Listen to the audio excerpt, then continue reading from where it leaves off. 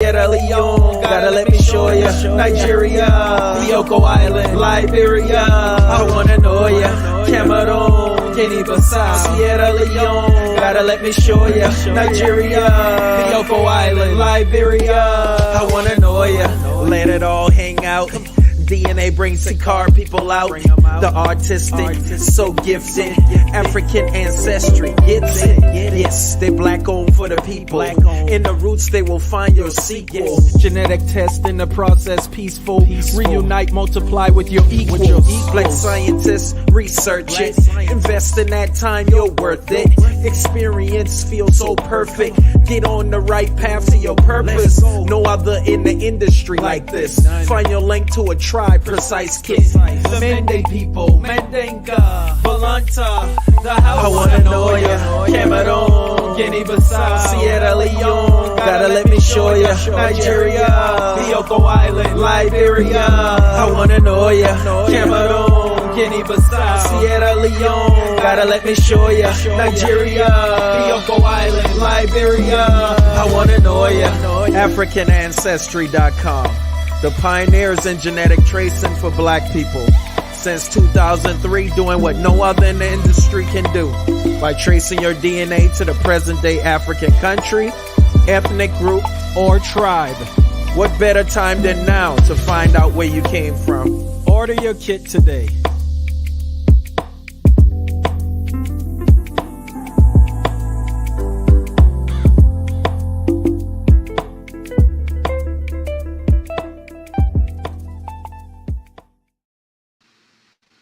Hey everybody, hello and welcome.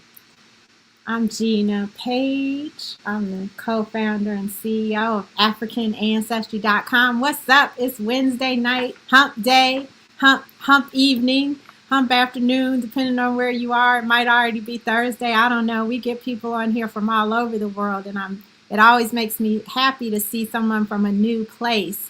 So Joseph, he was here bright and early. Welcome, Joseph. Good to see you. Shout out to you, Rashida and Plachette, checking in from New Orleans. Menelik is here. Hey, Avanti. We got Karen Dixon in the house. Marvin's here. Volt. What's up, Volt? I am Volt. Blind Eye, his wife, their life. I just love saying that name. Welcome. It's good to see you, Drea. Thank you so much, Avanti. So for those of you who I have not met yet, I am Gina Page. I am the co-founder and CEO of AfricanAncestry.com. African Ancestry is the pioneer of genetic ancestry tracing for Black people around the world. We are a company that uses DNA to reconnect you to the present day African ethnic group or tribe and country that you share ancestry with. And we are honored to be able to do that. We are not like any other company. Even though it may seem like it, you might think we're just a DNA test. We are not just a DNA test. We are the connection to the cultural practices and beliefs, the traditions and values that your maternal ancestor shared, or your paternal ancestor shared. And we're very specific in the type of information that we give you. And something that is very topical right now, we're also the only company that does not sell or share your personal or genetic information. And so that's who we are. If you've ever wondered about where in Africa you come from, who are the people that gave you those features, or gave you that sense of style, or gave you the spiritual system that you're using, or any other kinds of questions. Maybe you just are a genealogist and you've been researching your family tree and hit a brick wall. Well, we're here to help you with that. We can take somebody's DNA from that lineage that you're tracing and tell you where those people were 500 to 2,000 years ago. And so we build a bridge between whatever you know about your family now and where that information stops on this side of the Atlantic and where your ancestry was before that. That's what we do over here all day, every day at AfricanAncestry.com. Mary's in the house. Darnell is here. Hey, Darnell, good to see you. Mahawa. Darnell said, I'm finally off work. All right, welcome. Good to see you and have you here. Wilbur is here. Betty is here. Okay, cool. I'm having a private chat. Let's see. Who else is here? I'm going to make sure I say that. Oh, we got our Cafe Cubano Keys. So you took your test and are waiting for your results. Oh, my goodness. Hold on. Don't take that down, Darnell. You have a trip scheduled. Yeah. So our trip is scheduled. And so that leads me as a segue to Darnell. So yes, there is an African Ancestry family reunion happening next month, April 19th. We are a group of people among a larger group of people who are traveling to Sierra Leone to celebrate that country's Independence Day. They'll be honoring their 60th year of independence from Britain as a colonial power. And they have decided to have a citizenship ceremony for those people who have traced a maternal or paternal lineage to the country of Sierra Leone. So Darnell, that means I get to meet you in person. Finally, I get to meet you face to face. There are probably, I don't know exactly how many, but I think there are at least about 30 people who are traveling for this historic event. They've done it twice before. Shout out to African Ancestry family members who have who were instrumental in nudging the government towards this citizenship granting.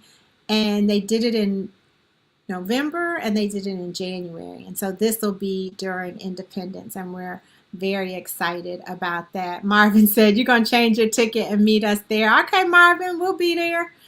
Let's see, who else is in here tonight? Okay, Manelik, you're going to Ghana next year. You'll love it.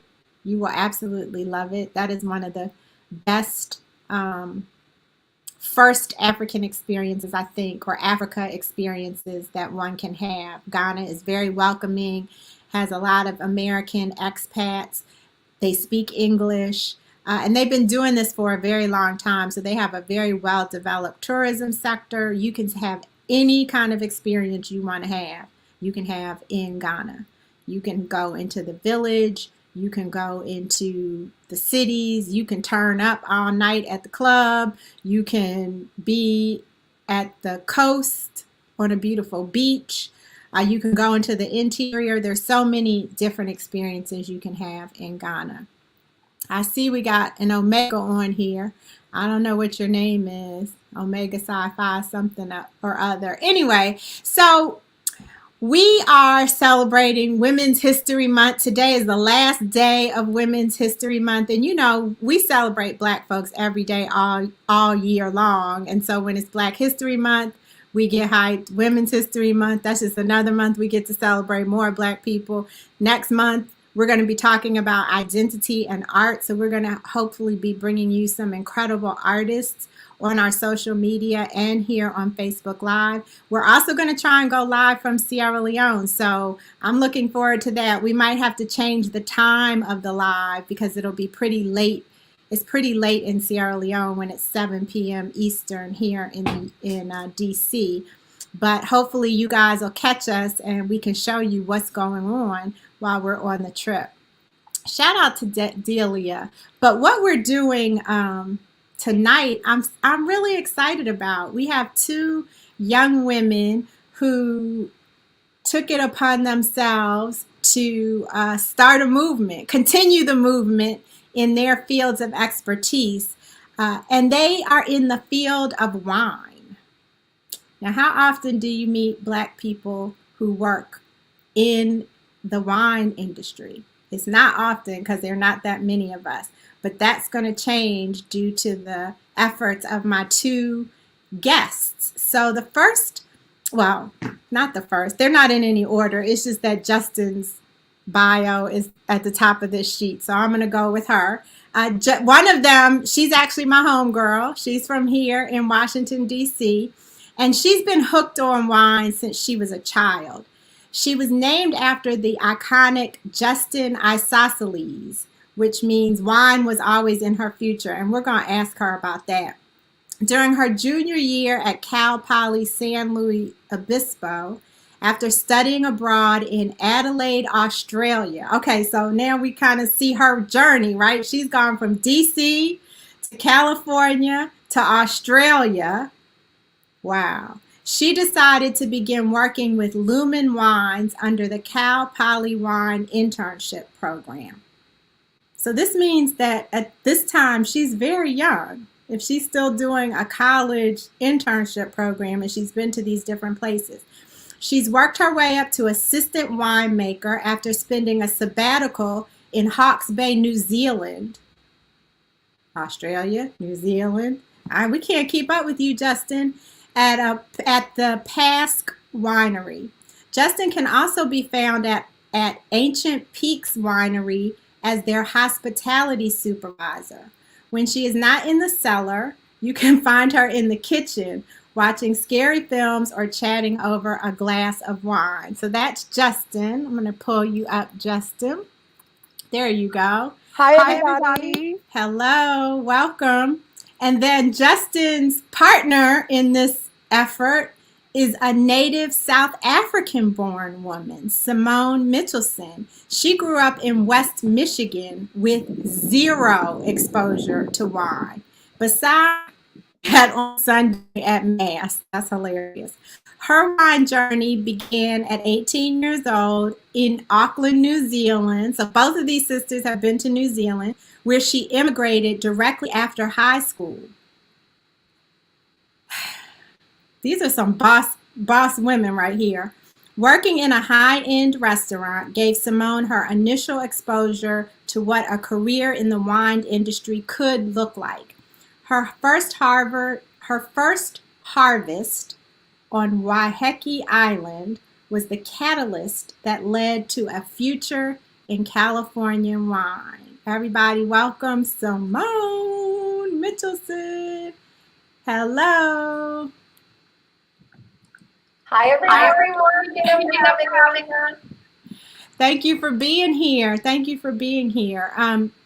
Now, you guys, you have to bear with us because we had a few technical glitches in the beginning. So we're testing this out for the first time, and hopefully we'll be good to go because I want you to hear everything that these young women have to tell us. And I shouldn't keep saying young, but I'm so proud of you for what you've accomplished in such a short time. So I'll let go of the young part now.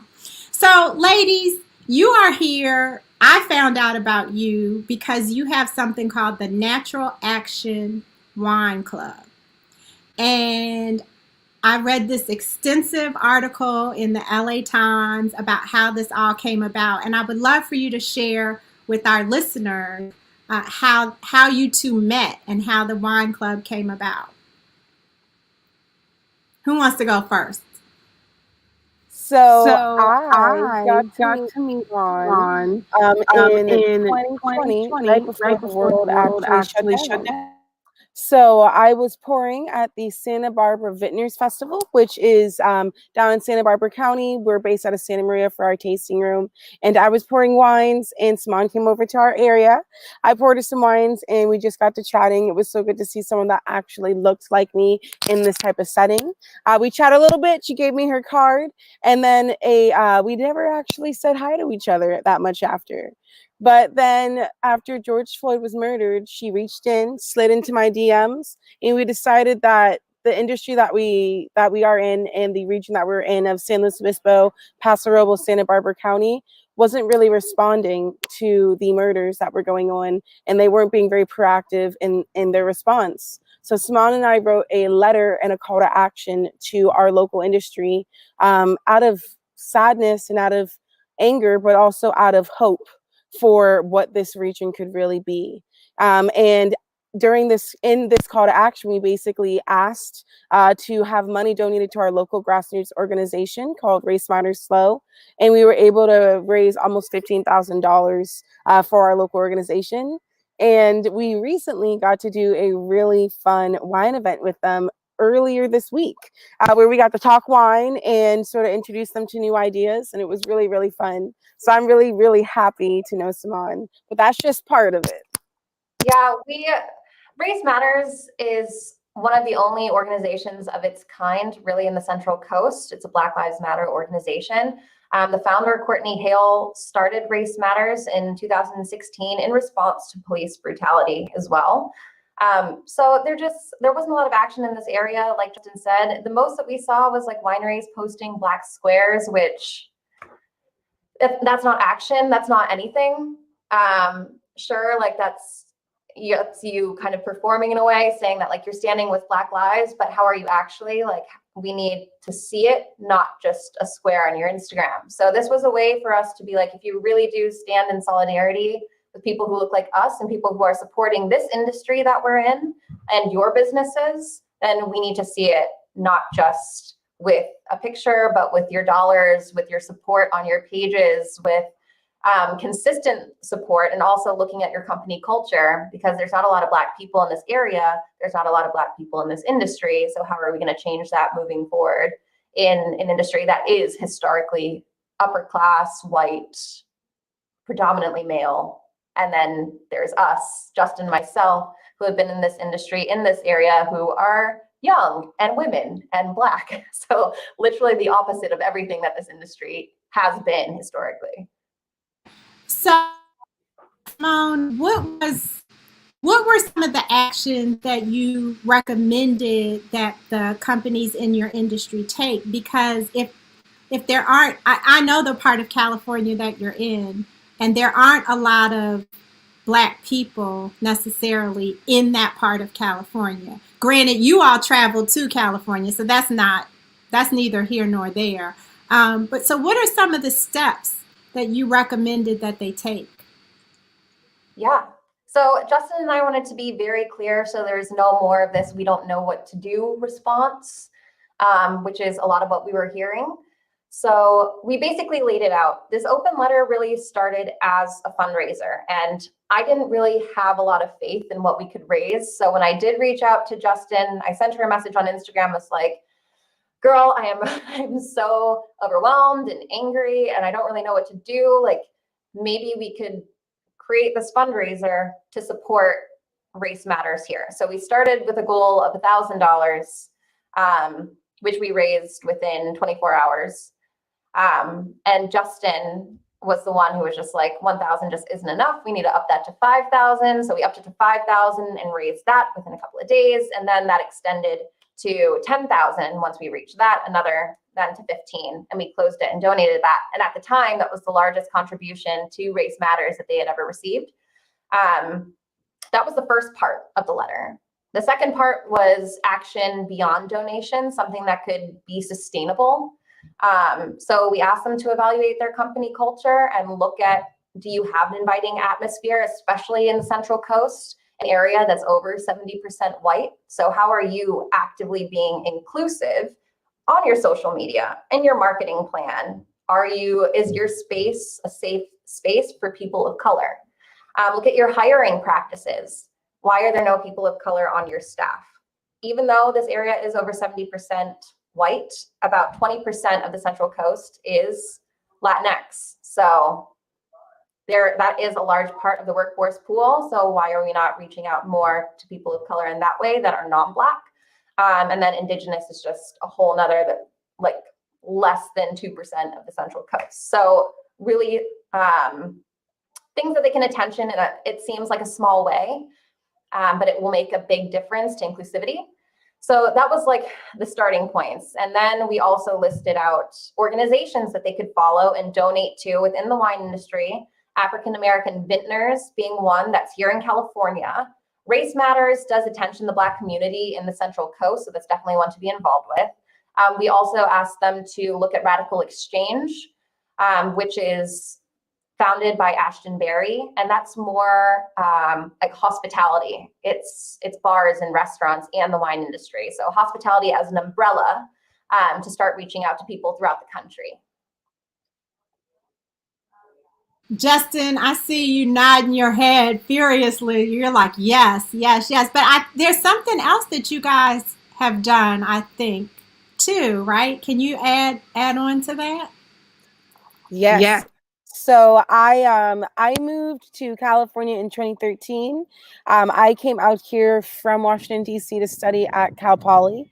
Cal Poly was a really amazing school. I was there for their 4-year wine and viticulture program. I was part of their wine and viticulture wine business program. I could choose either wine business, enology, or viticulture. And although I had so many amazing opportunities, from fermentation classes to learning about pests and disease, to learning about marketing and learning logos and trademarking about the wine industry, I was the only Black woman in my program. And I was only woman of color in my program, and it felt really isolating. So when I graduated, I definitely made a point to reach out to the alumni more and be involved and help as much as I could. And after our call to action, Simonne came up with the idea of, this isn't the last thing we want to be able to do. We want to keep on pushing forward. So she came up with the idea to do a scholarship program for Cal Poly. And I connected the dots to one of my favorite professors at the university. Her name is Adrienne Ferrara. She really helped us get everything rolling. She introduced us to the scholarship program at Cal Poly, and we were able to get money not only from large organizations like the O'Neill Vintners and Charles Woodson, but we also were able to get local donors from our local wineries. So we're not only offering scholarship programs, we're offering job opportunities and internship opportunities. Because it's one thing to give people education, it's another thing to be able to make sure that they're being led down the right path, and they're being led towards more, they're being led towards jobs, they're being led into the industry that they want. It's access. I am so incredibly impressed. I don't know about you all who are watching. Let me see some wine glasses. If you all are impressed by these women and the efforts that they've undertaken to make sure that there's representation in the wine industry, that there's education for, I guess it's for people of color. It's not just Black people, but for people of color who want to who are interested or to become interested in the wine industry, and then promoting job and career development for people in the wine industry. Yes, I want to see those wine. I should have brought some wine glasses. I'm a cheers to you guys, because that's incredible. That's incredible work, and it's not easy work. You both have talked about how you felt isolated as the only one in what you're doing, and that breaks my heart in many ways, because I would like to think that at this point you wouldn't have to feel isolated. So many people have done so many things for you all to be able to travel the world, for you all to be able to choose to go to college or choose to do, go abroad and learn in some other way, that I wish that you had more representation. So let's talk about that, because so many people who are on this live with us right now, they're the only ones in what they do.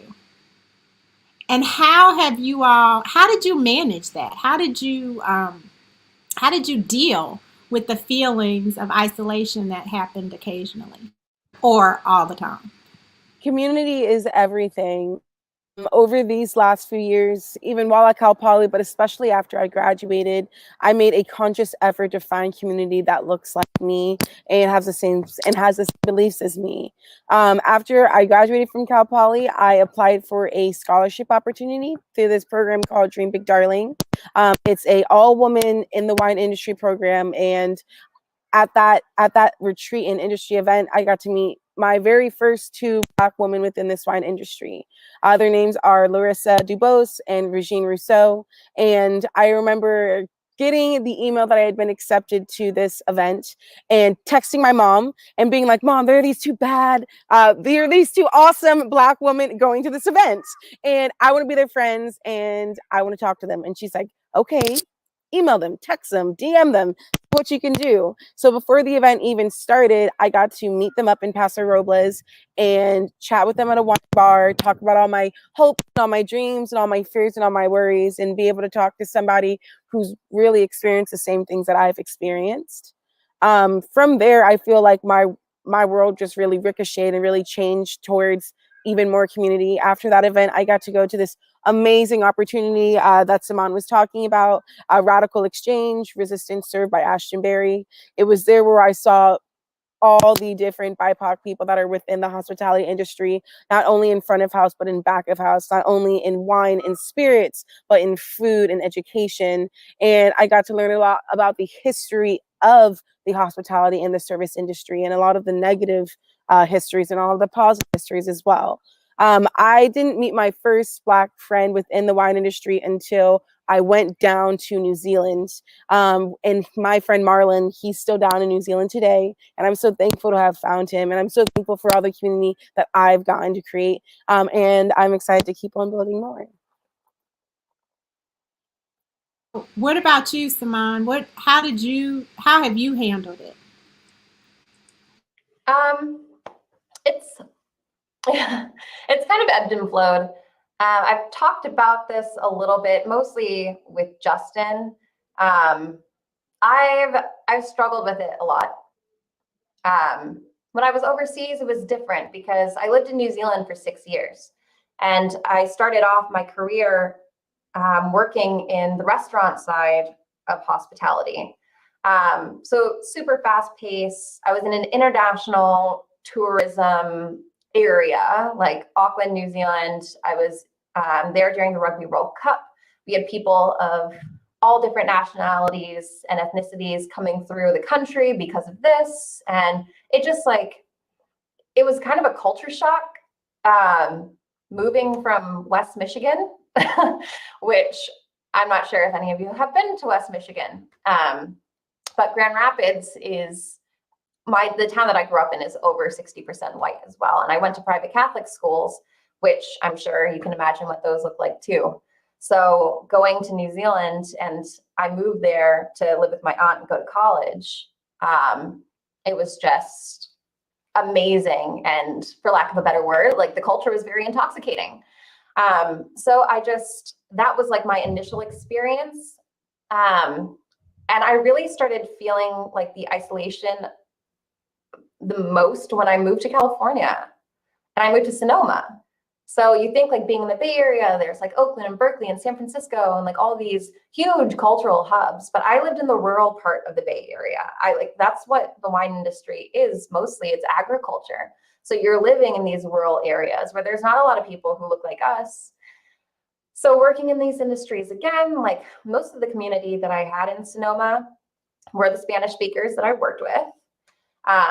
And that honestly, that improved my Spanish so much, and I'm very, very grateful. And they're still friends to this day. And I did have friends, obviously I made friends with, white people who are in the industry as well, but there's just there's a connection to people, Justin was the first person of color that I really met in this industry. And her and I connected instantly from the first time that we met at the Women Winemakers event. And even though it took incredible tragedy for us to reconnect, we've been connected at the hip ever since. And we've gone through that initial conversation that Justin and I had. We met up in Pismo Beach in the Central Coast. We went to Poppy's and cut some tacos and walked down to the beach, and it was super windy, and I don't know why we did that, because it got all up in our tacos. And we just really connected. And we talked about our interracial relationships, and we talked about what it means to be Black in this area. And we talked about just an overwhelming feeling in your chest, being in this area and all these things are happening and we're not around our friends of color, back in DC and back in Michigan, we're here. And that creates this feeling of isolation too, just really being alone. So I feel I've only really started to get a community in the wine industry within the past 6 months, 7 months. And I've been in this industry overall, if we're talking restaurants as well, since I was 18. So it's been 10 years. And I know that sounds dramatic, but it's also this is the first time that I really feel that there are people on the same page as me, that want the same progress that I want to see. And now I'm working for a company that actually cares about impact and actually listens to my ideas. So it's just like, it's been kind of, 2020 was a revelation in so many ways. Yeah. Sorry, now I'm just rambling. No. Thank you for sharing that. I think it's important. And one of the things that I do know, ladies, is that when you are the first to do something, it's never easy. And so while you are not the first Black women in wine, you are the first to, in this generation, to stand up and demand some change. And that you pay a price for that.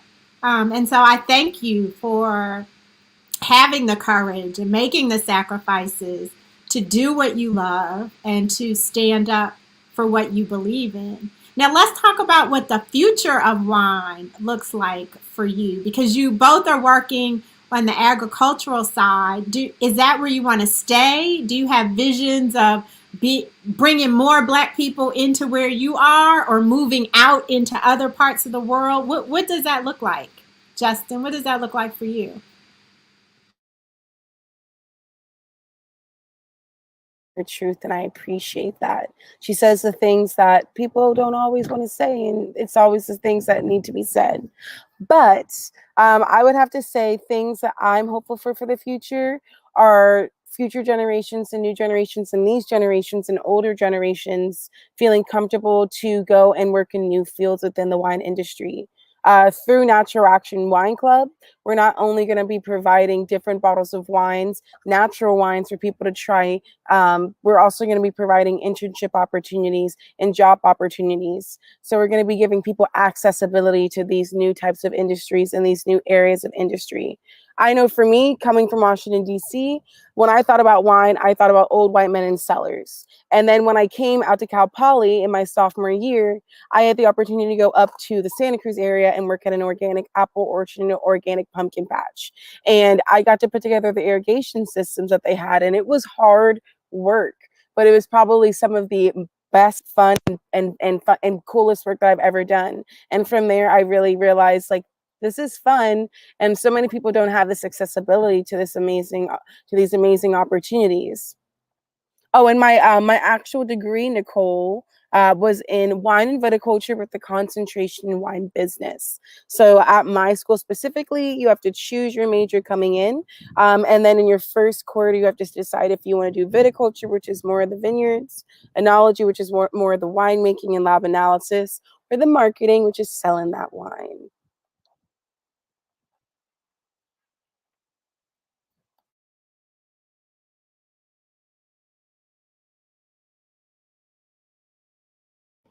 What'd you say? I'm on mute. I'm sorry. I'm just talking away. I said viticulture. Is viticulture working with the earth and the grapes and being on the land? Is that what it is? Viticulture is all year round.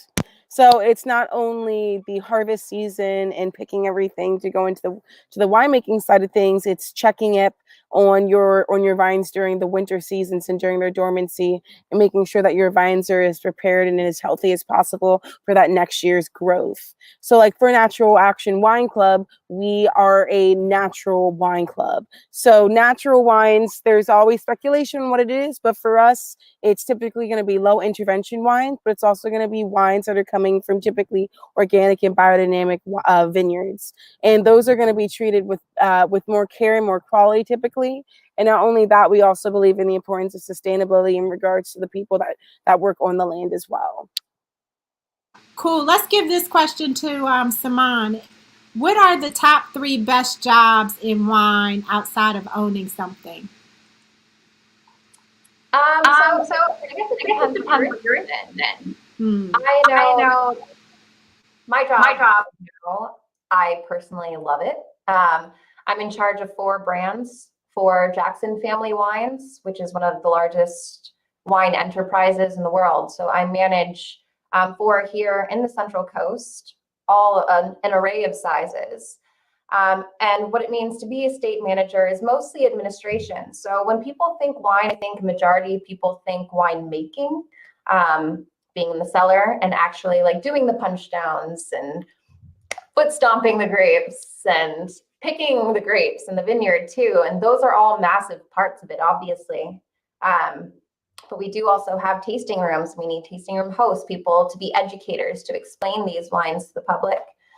We need marketing teams to get our message out about these wines around the world. There's so many different facets to this industry too, which is why with the scholarship program through Cal Poly, it's not just enology and viticulture that these students have access to, it's the entire umbrella of agriculture. So it's food science, it's environmental science, it's animal science. There's a lot of different things that all fall into play with the wine industry. So there's so many different avenues that you can go. You can study chemistry and work in a lab and do all like the science behind winemaking and work on like testing and things like that. Yeah, the list kind of goes on and on. You could be like an event planner and you could be an accountant for a winery. There's so many different things that people just don't really think of. So the best jobs, it's hard to say. You don't have to own something. Owning your own brand isn't for everyone. Some people like executing other people's visions. And personally, my boyfriend is a winemaker. And I know that that is one thing that he really loves is like hearing what the vision is for the winery and being able to make those wines according to what the vision is. An expression of place, an expression of where the wine is actually from. For myself, I like interacting with people and I like human connection and I like working with the community and creating something outside of wine as well. That's something that I do really love about this company is that even though like wine is our moneymaker, we're involved in sustainability. We'll be carbon neutral by 2050. We have like all these projects going on for climate change to invest in our communities. It's so much more than wine and it's beyond transactional. Like we really do care about people. We care about farm workers. We care about each other. It's something that I've never really had in wine until like the past few months. I'm so glad that you found that that winery you're at. Wait, what's the name of the company that you're at? Jackson Family Wines. Jackson Family Wines. So let me ask you this, because Darnell says foot stomping is something I'm surprised to hear about. Is that a real thing? Yeah. People like, I guess it's kind of like a joke in the industry when people ask Justin and myself what we do. Most people are like, oh, you stomp grapes for a living? You drink wine all day? Sometimes we do. But stomping is really used for smaller batches. Like if you're making like a really small lot wine and you don't like your tools, we have like punch down tools, which you use to like crush the grapes and really envelop the skins into the juice and into things that are exactly, I love Lucy. That's exactly what it is. But it is usually used for smaller lots of wine. So bigger wineries don't generally foot stomp. Smaller wineries, if they have like a small lot, then that method is used to kind of envelop tannins, envelop flavor, envelop stems, kind of mix everything together. So it does happen. Okay, now this is maybe a really stupid question, but I'm asking it anyway. So is it really people in there with their bare feet? Is that really how it works? Oh yeah. I did it here. We did a small lot, a little bit under a ton of fruit. And we basically we made sure to come in our shortest shorts and came in our flip-flops, washed off our feet, jumped right in and just did our foot wag. Just waited. And it feels so good, honestly. And it honestly feels really nice to be able to feel what you're working with and to be able to, start going in and foot stomping at the very beginning of your fermentation and, watching it go through its steps and go through its process and seeing how it changes every time. We clean our feet though. Yeah, we always clean our feet. We're very cleanly. Well, and I'm sure because, I mean, in any kind of food preparation, there are regulations. And so I believe that part. But I'm glad to know that it's a real thing and that it still happens. Because I do believe at one point that it did happen. But I think I would have thought it was long time ago in Italy or something. Now, I want to talk about Natural Action Wine Club. The Natural Action Wine Club. You touched on it, Justin, on natural wine. I'd never heard of natural wine. Tell us more about the benefits of natural wine and how can we get involved in the wine club, please? Me? Yes. So, Natural Action Wines, if you want to learn a little bit more about us, you can find us on Instagram at Natural Action WC. If you want to learn more about us online on our website, you can go to www.naturalaction.org, I believe. So this is a really awesome opportunity. Our first wine club shipment is coming up this April. We're actually all getting together this weekend and we're going to start labeling everything out. Each shipment, you're going to get 4 amazing bottles of wine from different small batch producers. Each quarter, it's going to be partnering with different wineries. So it's going to be a really awesome opportunity.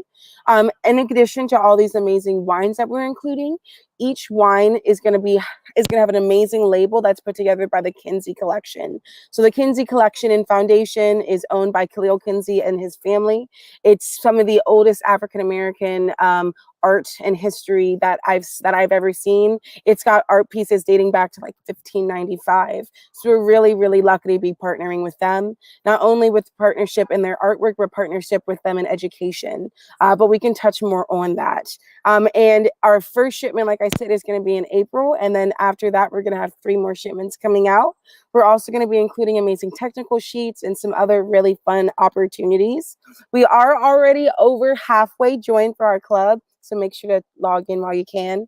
And if not, join our newsletter. I was going to ask about that. Is there a limit to we got to get in there quickly. Are you publicizing how many spots there are? Or we just have to jump in and see what we can do? I did check this morning and we're at 7%. So our spots are filling up pretty quickly. We only get a limited amount of wine. We only get a barrel from each winery that we're working with. So there is a small amount. And as we grow, hopefully that will change. But at the moment, we do have to be limited, a little bit more exclusive.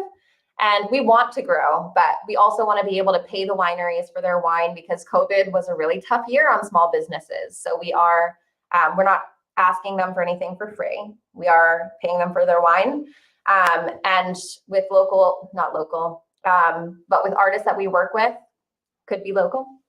Our first allocation, like Justin said, our label will be from the Kinsey Collection, who is our educational partner.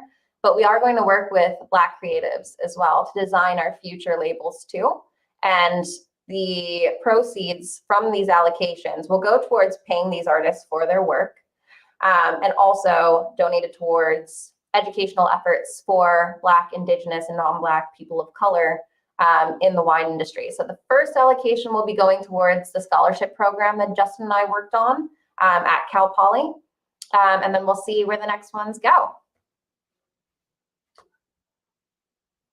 I love that. And I'm like, dang, I want to hurry up and get on there because I don't want all these people on here to join the wine club and I miss out. But so this is I'm going to take the time now. So we decided to try something new at African Ancestry. For the past, I don't know, it hasn't been a year, but for most of 2020, we did a giveaway. Every month, we gave away a free African Ancestry test kit.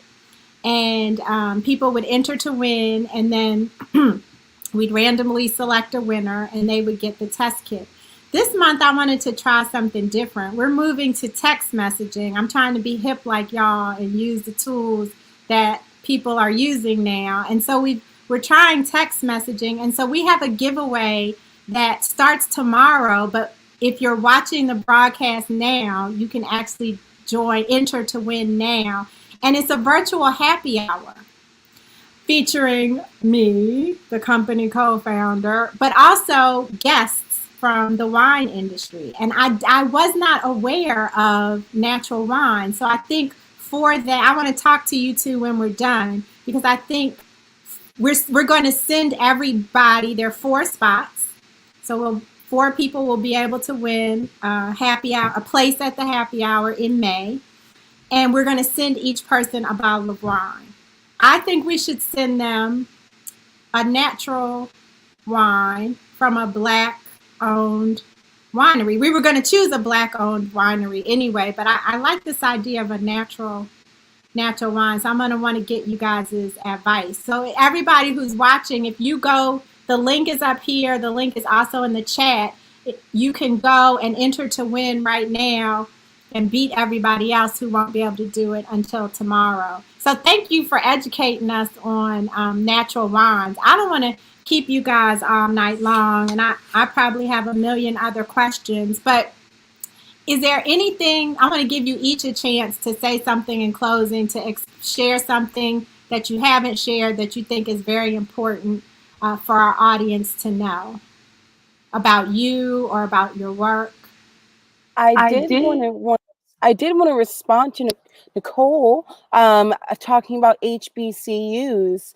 We are not personally doing anything with HBCUs, but there is this really cool organization called the Roots Fund, and they have this amazing scholarship opportunity that's for HBCU students specifically, and it's called Rooted in France. And it's a really amazing scholarship where they will actually take you to France for an educational program within wine and viticulture, as well as a really awesome job opportunity. So make sure to go into the Roots Fund to learn more about them. While I'm talking about that, I did want to say, if anybody's looking to learn more about wine and wants to get more into certifications, we know how expensive they are, and there are a lot of really great organizations that have been coming out recently and that have been talking about these opportunities. So in addition to the Roots Fund, make sure to look into Black Wine Professionals as well as Wine Unify.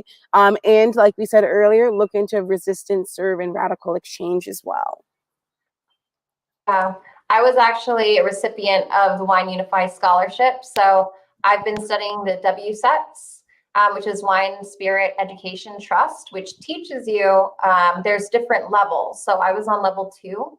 And it gets more specific into wine regions, wine making, service, all parts of the wine industry. So like Justin was saying, even if you don't have to go to a 4-year college, or even if you don't want to be a part of like a standard institution either, there are definitely other pathways to go. Personally, like I didn't get a college degree in wine and vit.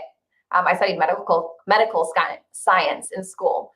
So this was very left field for me. I basically just reached out blindly to a winery and was just like, I work at a restaurant. I have a lot of interest in wine. Would I be able to do a harvest with you? I'm really hardworking and I'm a quick study.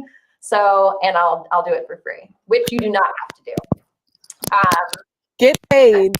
This is hard work and you should be paid for it. But that was how I got started in this industry, was just by reaching out and taking a chance. So there's a lot of different avenues.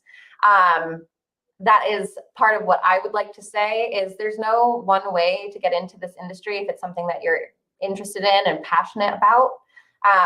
One thing that's incredibly important, and I know I've been saying it a lot in this call, and I'll continue to say it because it is really important to me, is that we need sustainability in this movement. Last year might have woken a lot of people up, but it can't just be a trend. And that was something that was very important for us, is that there needs to be longevity to this movement. And that's what Natural Action is. And that's what the scholarship program is. And we're working on more things to come to be able to continue to provide. And with the wineries that committed to our scholarship program, they've made a continuous investment. So the money that they've donated will be going on in perpetuity. So that scholarship will live on. It's not just a 1-year thing. It's going to offer at least 5 years to students who are recipients of the scholarship. So that being said, we know you all know it, that this is not something that we get to just blink an eye at and donate one time. Like, this is our lives, and we're all in here to foster beyond education. It's more than just this moment. It's equity in our communities, and this is really just a start for us. I told you all we're going out with a bang. We saved a very powerful message for the end of Black women's. I'm calling Black Women's History Month. That's what it is over here at AfricanAncestry.com. I want you all to toast up another glass of wine to my guest, Simonne Mitchelson. I'm sorry I was mispronouncing your name at the beginning. I followed Justin's lead. She said, I figured she said it right. And my homie, Justin Trabue, from Natural Action Wine Club. These women have just motivated me. You don't even have to be a young person. If you want to make a career change and go, age is no concern. If you want to make a career change, they've got all sorts of, there are many different resources. But what I think we all need to do right now is go to naturalaction.org and either join the wine club, but please save me a space because I'm going to be fast fingers when we're done, or make a donation to their efforts. They've got to get the word out to Black students that these scholarships exist. That costs money. They've got to build their organization. We all know that building organizations cost money. And while the wineries and the other companies in the industry definitely play a role, they have a role to play. We do too. We have a role to play to support young people who are moving the movement forward on our behalf, for our children, for our grandchildren, for our great-grandchildren. So please support these women. Support at Natural Action WC on Instagram and naturalaction.org online. Simonne and Justin, thank you so much for joining me. And don't hang up because I need to get you guys' recommendation on the wine that we should use for our happy hour, okay?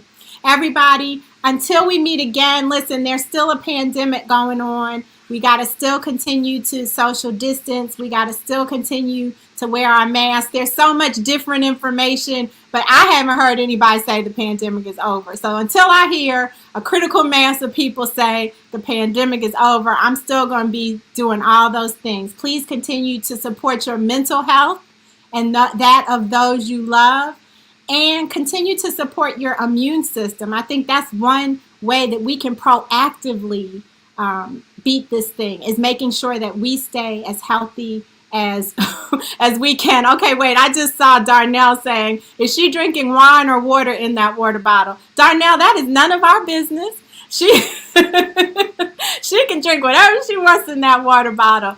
But I love the energy that these two women have. Yes, pivot in a pandemic. That's what ZL Palmer says.